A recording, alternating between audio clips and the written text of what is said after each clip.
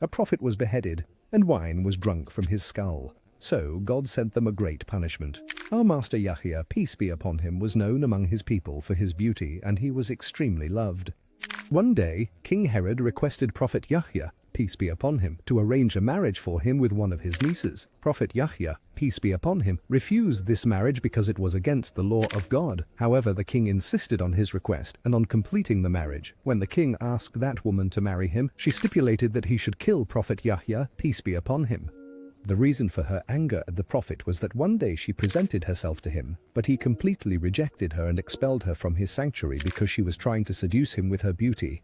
So she seduced King Herod and insisted on her condition: "I will not marry you unless you kill John." The king promised her to fulfill her demand. On the day of the feast, Prophet Yahya, peace be upon him, was prostrating to God in his sanctuary when the king's soldiers mercilessly stormed in, slaughtered Prophet Yahya, peace be upon him, and then severed his head and brought it to that woman. And it is said, God knows best, that she drank wine from his skull. God became extremely angry about what happened to his prophet Yahya, so he sent his wrath upon King Herod and the woman and everyone with them from the entourage, until the earth split open and swallowed them all, the king, his wife, and his soldiers, suddenly and without prior warning.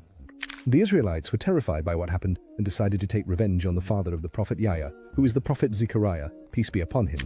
When the prophet Zechariah learned about the plan of the Israelites to kill him, he fled from them in terror until he entered a garden in Jerusalem, running frantically to find a hiding place.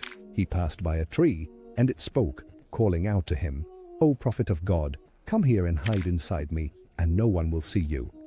Zechariah, peace be upon him, responded to the tree's call, and felt it was the only solution to hide from his people's oppression. But Satan, may Allah curse him, was watching everything that was happening. He hurried to the tree, grabbed the edge of the prophet Zechariah's garment, and pulled him out.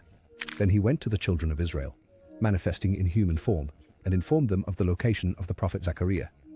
And when they arrived at the place, Satan showed them the edge of Prophet Zechariah's robe coming out of the tree.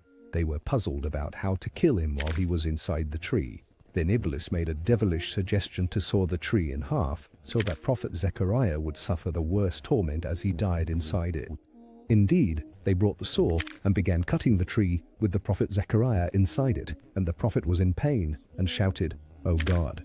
An important note: this story is from the Israeliyat, and Prophet Muhammad instructed us not to believe or deny it, but rather to listen to it and take lessons from it if it aligns with religion and does not contradict the creed.